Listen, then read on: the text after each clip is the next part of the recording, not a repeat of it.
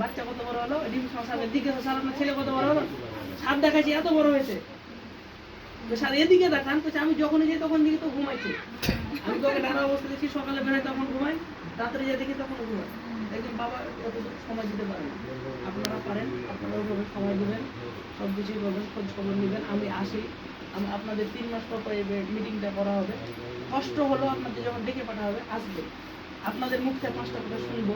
আমি কিন্তু ওনার খাতায় এসে দেখি আপনাদের প্রতিনিয়ত ই করতে পারবো না। যখন 3 মাস আপনার সবাই একত্রিত হবেন, তখন আপনাদের মুখ থেকে শুনবো সুবিধা অসুবিধা।